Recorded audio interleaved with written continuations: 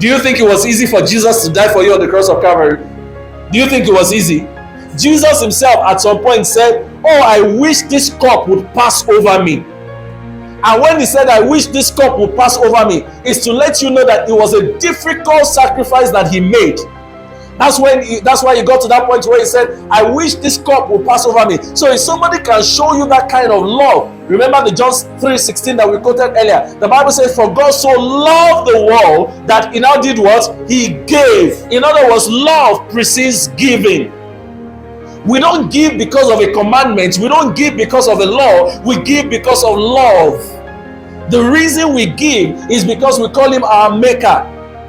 Remember, I was saying jokingly, I think it was the first Sunday, that if you say you love somebody, is it possible to love that person and not give to the person?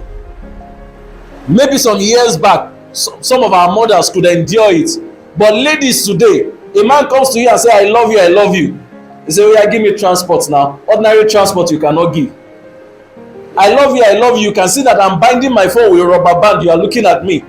"I love you, I love you." This phone that I'm binding with rubber band is still falling down, or is bit by bit. The thing, you know, like the way erosion spoils roads, bit by bit, falling down is chipping all the parts of the phone away. And you're still saying, "I love you, I love you." Instead of replacing the phone, you're giving me new rubber band to bind it very well. If you now give me new rubber band to bind it very well, you think that at the end of the day, you think that ladies will stay with that kind of guy? "I love you" is not by mouth. You demonstrate the action. "I love you." They don't have to ask you for money. You are saying, "I love you, I love you." If you know that you love me, there are times I want to go out to a place, you pay for my transport. There are times I want to do something, you pay for it. Sometimes you hear that, "Oh, I'm going to mommy's place." You send something to mommy, even though you have not met mommy. And then when she gets to mommy, they say,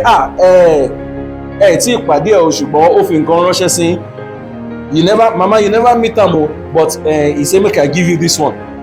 By the time you are now finally going to meet her, do you think you will be afraid to meet her? Or will you be wondering, what would they do? How would they treat me? How would they have already accepted you.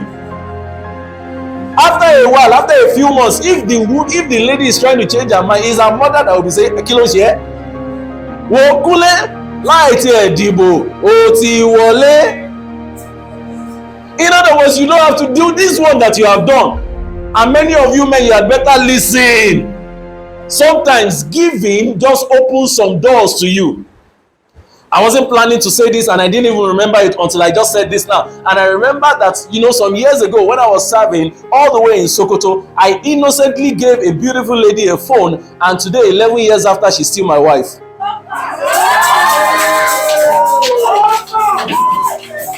So in the dormitory during orientation camp, they had robbed their dormitory and had stolen her phone. And I was wondering, how come I have two phones with me and I would not give one? So I just said, "Okay, take the phone." I didn't even ask for number. I just gave the phone and I went by on my own. But I was a popular jingle on camp because I was in orientation broadcasting service. Everybody would hear my voice. And after giving the phone, I didn't have to look for her. She came looking for me. Brothers, are you listening? I hope I'm communicating. You better open your ears now.